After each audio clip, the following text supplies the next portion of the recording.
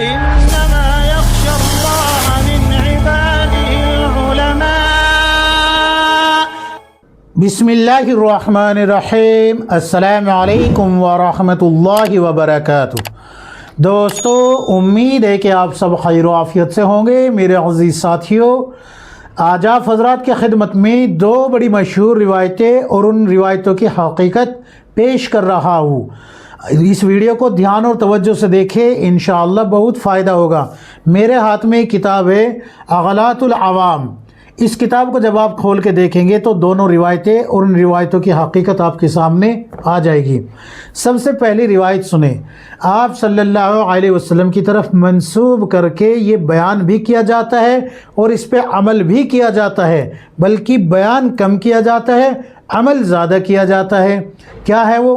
یہ کہ آپ صلی اللہ علیہ وسلم کا 15 شعبان میں دندان مبارک شہید ہوا ہے، اس لیے شب برات میں حلوہ بنا کے کھایا جاتا ہے کہ آپ صلی اللہ علیہ وسلم کا دندان مبارک شہید ہوا، تو آپ صلی اللہ علیہ وسلم نے دندان مبارک کی شہادت کے بعد حلوہ بنا کے کھایا ہے.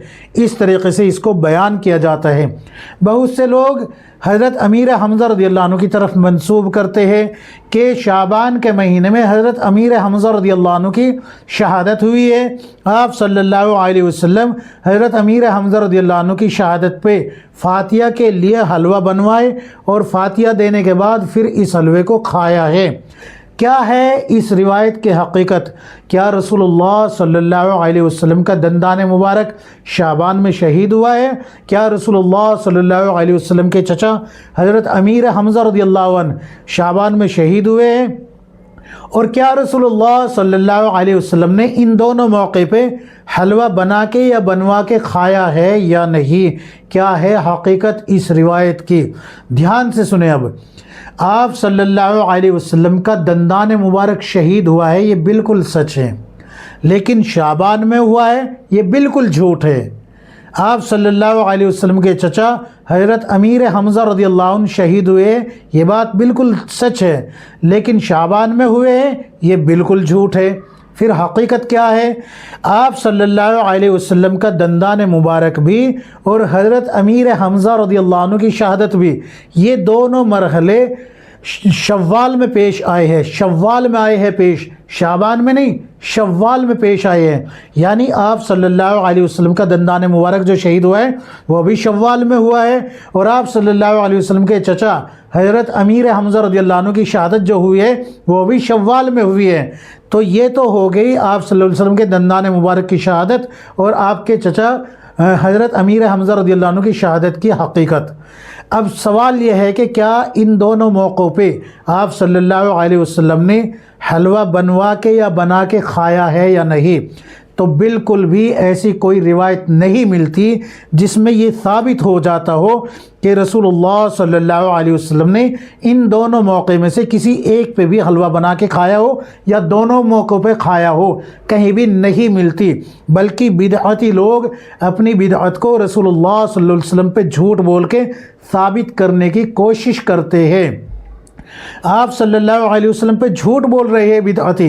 اور یاد رکھو، جھوٹ جو ہے اللہ تبارک و تعالی قرآن میں فرماتا ہے لعنت اللہ علی الکاذبین، کہ جھوٹوں پہ اللہ کی لعنت. اور رسول اللہ صلی اللہ علیہ وسلم خود فرما رہے ہیں، آپ صلی اللہ علیہ وسلم نے فرمایا کل بدعت ضلالہ و کل ضلالۃ فی النار.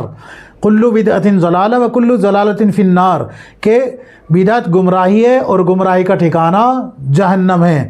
تو آپ صلی اللہ علیہ وسلم کی طرف یہ منسوب کر کے حلوہ بنانا 15 شعبان میں شب برات میں بالکل بھی جائز نہیں ہے، یہ بدعت ہے.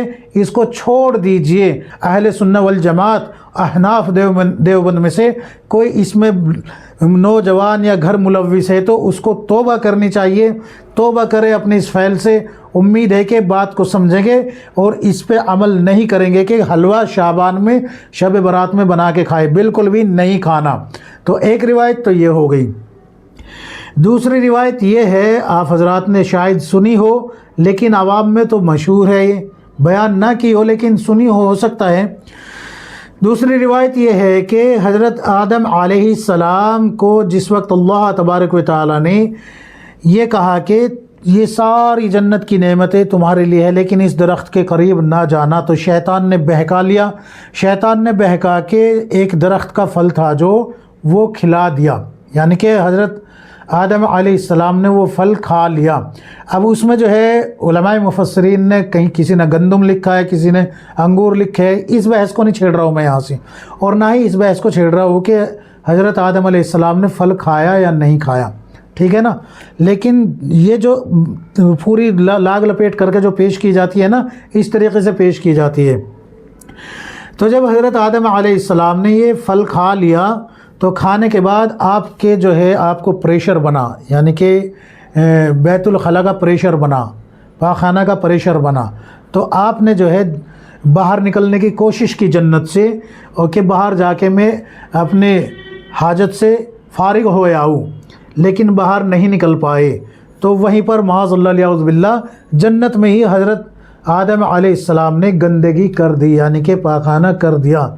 تو خنزیر کو پیدا کیا گیا، اور پیدا کرنے کے بعد اللہ کی طرف سے حکم ہوا کہ جنت کو صاف کر دو، یعنی کہ اس گندگی کو وہاں سے صاف کر دو۔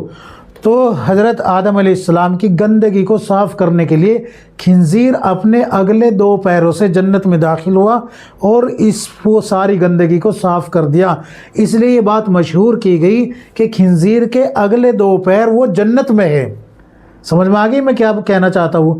یہ جو میں نے ساری باتیں بتائی ہے نا، کہ جب اللہ تعالیٰ نے حضرت آدم علیہ السلام کو پیدا کیا اور جنت میں کہا کہ یہ تمہارا ٹھکانہ ہے، رہو، اور یہ ساری نعمتیں تمہاری ہے، صرف اس درخت کا پھل نہ کھانا، تو یہ تو قرآن کہہ رہا ہے، سارا جو ہے نا آپ کو واقعہ مل جائے گا۔ آپ جو سورہ بقرہ کا 4تھا رکوع کھول کے دیکھیں گے تو آپ کو یہ سارا واقعہ مل جائے گا۔ لیکن یہ جو خنزیر کا پیدا ہونا، جنت میں اگلے 2 پیر ہونا، اور آدم علیہ السلام کا جنت میں پاخانہ کرنا، معاذ اللہ اعوذ باللہ، یہ سارا جھوٹا واقعہ ہے۔ خنزیر کا جنت میں 2 پیر ہونا اور آدم علیہ السلام کا جنت میں پاخانہ کرنا، اور پھر خنزیر کا اسے صاف کرنا، اور خنزیر کا اسی مقصد کے لیے جنت میں یعنی کہ پاخانے کو صاف کرنے کے لیے پیدا کرنا، یہ بالکل من گھڑت بات ہے، اس کی کوئی حقیقت نہیں ہے، اس کی کوئی حقیقت نہیں ہے۔ حضرت آدم علیہ السلام کو اللہ نے پیدا کیا، جنت میں رہنے کا حکم دیا، اور جو ہے ایک درخت کے پھل کو کھانے سے منع کیا، یہ بالکل بات درست ہے، قرآن کریم کہہ رہا ہے اس بات کو۔ لیکن خنزیر کو اس لیے پیدا کیا گیا کہ حضرت آدم علیہ السلام نے جنت میں گندگی کر دی تھی، اس کو صاف کرنے کے لیے، اور پھر خنزیر کے اگلے 2 پیر جنت میں ہونا، یہ بالکل من گھڑت بات ہے۔ آپ صلی اللہ علیہ وسلم کی طرف بھی جھوٹ بولا جا رہا ہے، اور قرآن کریم پر بھی یہ جھوٹ باندھا گیا ہے، یہ جھوٹ بولا گیا ہے لوگوں کی طرف سے۔ واعظین جو حضرات ہوتے ہیں جو کہ لوگوں کی واہ لوٹنا چاہتے ہیں، یہ ان کے کرتوت ہے، اس لیے ان پہ عمل نہ کرے، ان کو بیان نہ کرے۔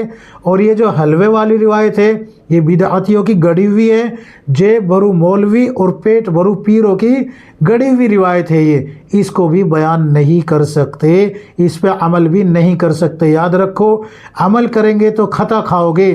اللہ کے نبی صلی اللہ علیہ وسلم کی حدیث پھر سے پیش کر رہا ہوں، کلو بدعت ضلالہ و کلو ضلالۃ فی النار، کہ بدعت گمراہی ہے اور گمراہی کا ٹھکانہ جہنم ہے۔ اس لیے اگر آپ حضرات میں سے کوئی صحیح العقیدہ اہل سنہ والجماعت احناف دیوبند میں سے اگر کوئی اس بدعت میں ملوث ہے تو توبہ کر لیجئے، ہو سکتا ہے کہ انجانے پن میں ہو، میں کہتا ہوں توبہ کر لیجئے، استغفار کرے، اللہ کے سامنے توبہ کرے۔